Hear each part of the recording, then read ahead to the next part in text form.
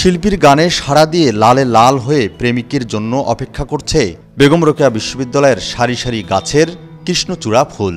অন্যদিকে যেন দর্শনার্থী আসার খবর আগে থেকে জেনে গেছে কুরসি, বান্দরহুলা, লাল সোনাইল, কর্পূর, সুলতান চাপা, সিভিট, ঝুমকাভাদি, পালাম, উরিয়াম ও ইটুরিয়া সহ অর্ধশত দুর্লভ ফুল। এ কারণে নানা রঙে রঙিন হয়ে ফুটেছে তারা। শুধু কি তাই, রঙ্গন, কানাইডিঙ্গা, সোনালু, রক্তজবা, গোলাপ, মাইক, গন্ধরাজ, গাঁদা সহ শতাধিক প্রজাতির ফুলের সৌরভে সুরভিত এখন বেগম রোকেয়া বিশ্ববিদ্যালয় ক্যাম্পাস।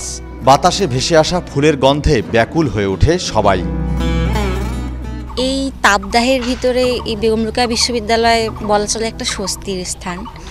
এখানে অনেক গাছপালা, পাখির ডাক, মানে পরিবেশটাই অন্যরকম।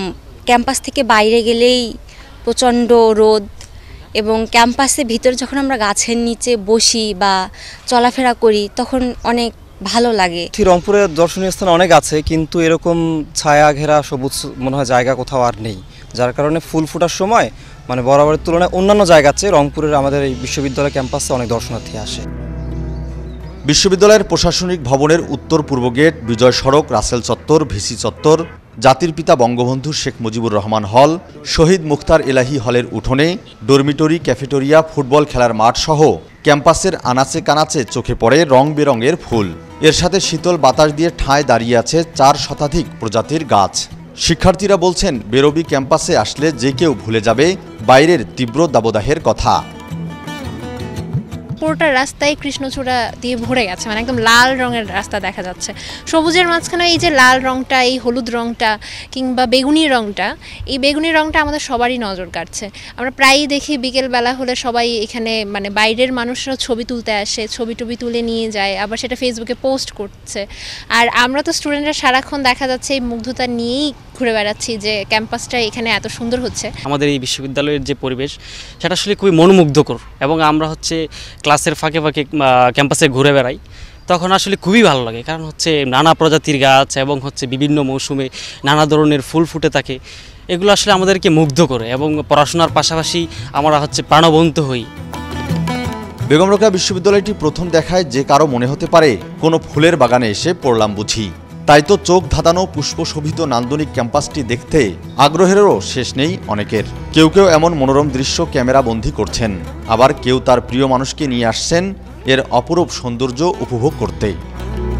বাহিরে প্রচণ্ড রোদ, যার কারণে বাহিরে বের হওয়া যাচ্ছে না, কিন্তু আমাদের বেগম রোকেয়া ইউনিভার্সিটিতে নানান প্রজাতির ফুল ফুটেছে, যেমন লাল সোনাইল, জারুল, কৃষ্ণচূড়া, এরকম আরও শতাধিক ফুল ফুটেছে আমাদের ক্যাম্পাসে, যার জন্য আমাদের অনেক ভালো একটা অনুভূতি আসতেছে। গাছপালার অনেক ছায়া আর ফুলের অনেক সুবাস, যার জন্য আমরা অনেক ভালো একটা আনন্দমুখর পরিবেশ চলতেছে আমাদের ভার্সিটির মধ্যে। ফ্রেন্ড সার্কেল, বন্ধু বান্ধব সবাই মিলে যে আমরা বের হই, তখন একটা অন্যরকম পরিবেশ তৈরি হয়। তখন দেখা গেল যে এখানে থাকতে অনেক স্বাচ্ছন্দ্য বোধ করতেছি, যে ক্যাম্পাসের মধ্যে যে ফ্রেন্ড বন্ধু বান্ধবদের সাথে আড্ডা দিচ্ছি, মনে হচ্ছে যে এখানেই আরও কিছু সময় কাটাই, এখানেই যদি কাটানো যেত কিছু মুহূর্ত। বিশ্ববিদ্যালয়ের সৌন্দর্য শতগুণে বেড়ে গেছে। আপনি যদি বলেন যে জীবনানন্দের ভাষায় রূপসী বাংলা, তো আমাদের ক্যাম্পাসকে দেখে বুঝবেন যে আপনি আসলেই রূপসী বাংলা আমাদের ক্যাম্পাস। শিক্ষকরা বলছেন, একদিনে এমন আকর্ষণীয় হয়ে ওঠেনি বেগম রোকেয়া বিশ্ববিদ্যালয়টি। এর পেছনে রয়েছে হাজারো ত্যাগ আর শ্রম। ক্যাম্পাসে কনক চাপা ফুটেছে, স্বর্ণ চাপা ফুটেছে, অতি বিরল যে বান্দরহুলা, সেই বান্দরহুলা ফুটেছে। আমাদের এখানে লাল সোনাইল দারুণভাবে প্রস্ফুটিত হয়েছে। এই ক্যাম্পাসে জারুল, কৃষ্ণচূড়া, সোনালুতে এখন এক রঙিন ক্যাম্পাসে পরিণত হয়েছে। যখন আমরা বেগম রোকেয়া বিশ্ববিদ্যালয়ে বৃক্ষরোপণের কাজ শুরু করি, তখন প্রায় 100 প্রজাতির গাছ লাগানোর পর আর কোনো গাছ পাওয়া যায় না। এই গাছ সংগ্রহের ক্ষেত্রে আমাদের সারা দেশ খুঁজতে হয়েছে। আমরা চট্টগ্রাম থেকে গাছ নিয়ে এসেছি, বরিশাল থেকে নিয়ে এসেছি, সিলেট থেকে নিয়ে এসেছি।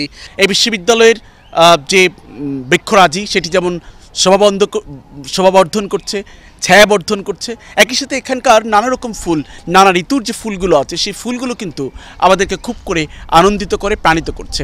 এই বিশ্ববিদ্যালয়ের শিক্ষার্থীদের জন্য কিন্তু এই ফুলগুলো যেমনটা তাদের জন্য খুবই উপভোগ্য একটি বিষয় হয়ে উঠছে, একই সাথে বহিরাগত মানুষ তারাও কিন্তু এখানকার নান্দনিক সৌন্দর্য, ফুলের সৌন্দর্য উপভোগ করবার জন্য এই ক্যাম্পাসে ছুটে আসছে।